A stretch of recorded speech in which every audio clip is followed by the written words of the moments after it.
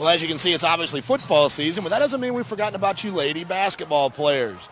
Today, we talked to a guy who's got the scoop on how you can better your tools and your chances of moving to the next level. It's all today on Clubhouse Gas.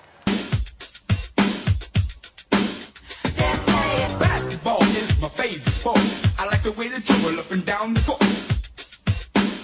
We're so happy to be joined by Mark Lewis of Hoopgurlz on ESPN.com now, right? Oh, absolutely. ESPN picked up Hoopgurlz, which has been a website in existence for about 4 or 5 years, and now with the resources and support of ESPN, I mean, the coverage of high school and club basketball is just, gone nationwide, and it's great to have ESPN behind it. So what is your goal? What is it exactly that Hoopgurlz does? Well, Glenn Nelson started the website a while back, and it really is to provide coverage of high school and club basketball. And right now, what we're doing through the summer, we're covering the events that are out here. We're giving a good look to the outstanding players as well as all the different events, and it's a year-round thing. And it's just like the nature of the game for the girls year-round. The coverage is now year-round, and to be on ESPN, that's just a real treat.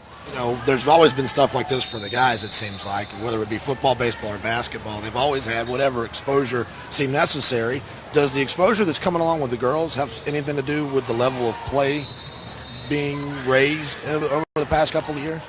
Well, the level of play just is increased. I've been doing 23 years as a coach, and now the last 2 years evaluating, and now with Hoopgurlz, and the level every year takes a step forward. And I think, again, the coverage has gone. The level of play is so much better. The interest is there.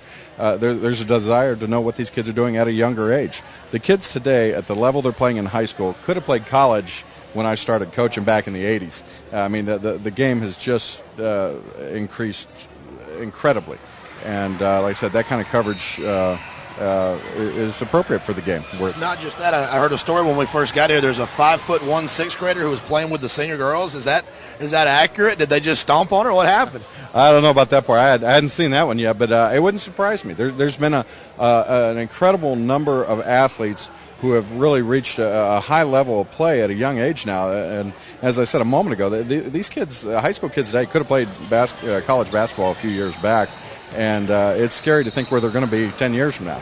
Well, with the level of competition increased, with the level of play rising like it is, it's got to be more difficult to make it to the next level. What advice can you give a younger girl who's thinking about trying to play Division I college basketball and looks up and sees all these big-time studs running around?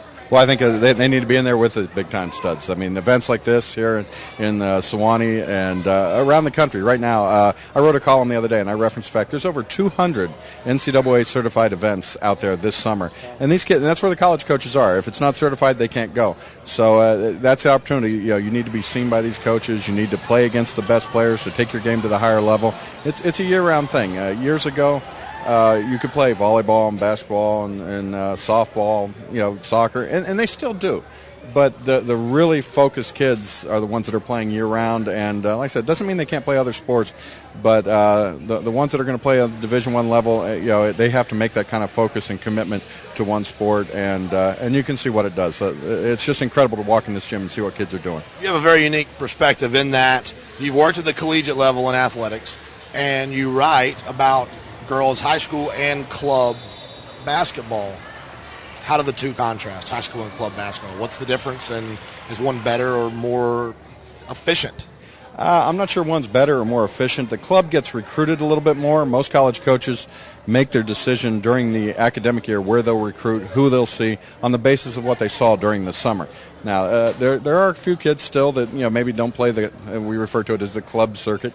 Maybe they don't, and they still they've got the talent that the coaches are going to be there. But for the most part, when we sit down in October and say, okay, where are we going next month? Who are we going to look at early in the season?